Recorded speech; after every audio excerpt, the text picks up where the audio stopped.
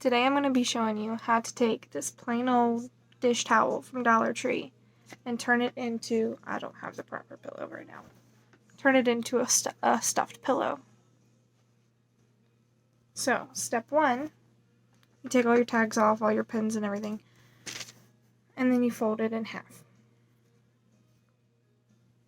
Make sure to fold it evenly, it's important. I usually take a pin and put it in my corners, like that, so my corners don't move when I go to stitch them, specifically corners. They like to walk. So now that I have a pin in 2 of my 4, I'm going to go put pins in the other corners. See, it's already trying to walk. See that gap? Pull it tight, straight, hold it, don't stab yourself, and stick a pin in it. See here, and then I'm going to take a matching pin to this one, take my matching purple pins and stick it about 5 inches away. 4 inches? Whatever. My matching pins. Notice how these match. They're both purple. They both match. And that'll serve as a reminder for me to leave a gap. But in the meantime, I'm going to pin the rest of it. Doesn't have to be perfect. There only has to be a pin every couple of inches so it doesn't walk on you. Ouch. Like I said, don't stab yourself. Ouch. And to the last end, it should look something like this. It doesn't have to be exactly like this, but your pins should be spaced about yay far apart. And there's my gap. So, what I mean by gap, when you stitch it, I'd already stitched this one. I deleted my last one. So I went through and stitched it, as you can tell. I went through in the end and back stitched and left my gap where those matching pins are. And the reason you need to leave a gap is so you can turn it inside out and stuff it. And step one to turning it inside out, take some scissors, preferably sharper ones than what these are. And you see how on this corner right here,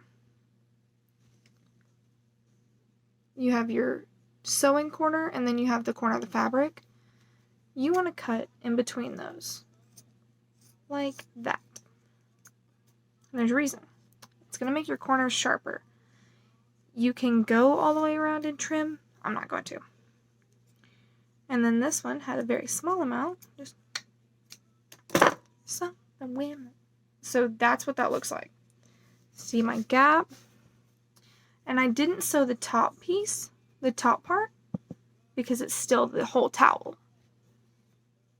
It's still, you can't get out of that. So now, I always stick my hand into the towel, the furthest corner from where I'm at. Put it into my hand, and turn it inside out, just like that. Looks rough, I know.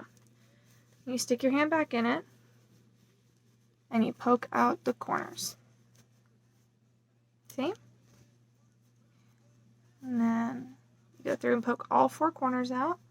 See? Well, all 3 corners. I'm sorry, I said 4. I meant 3 because one of your gaps is your corner.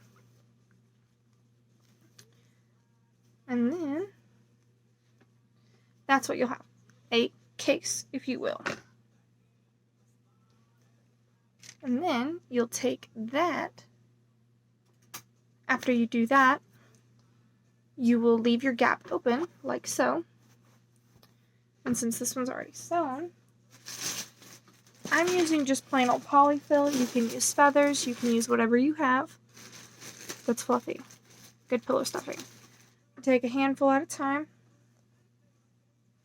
and stuff it. Just like that. Real simple. And you just stuff and stuff and stuff. And then you stuff until it's to your desired firmness or softness. And I'll show an example of different firmnesses and softnesses. This one is real soft. Real soft. This one is not. They're for different people. This person likes a really good, solid, firm pillow, decorative pillow. This person doesn't. this person wanted something soft, something you could lay your head on, something you could sleep on. This isn't mine. If you have one of these, a dowel rod of sorts, that'll help you to get into the corners, like so. It'll help you to get a nice, good, pointy corner.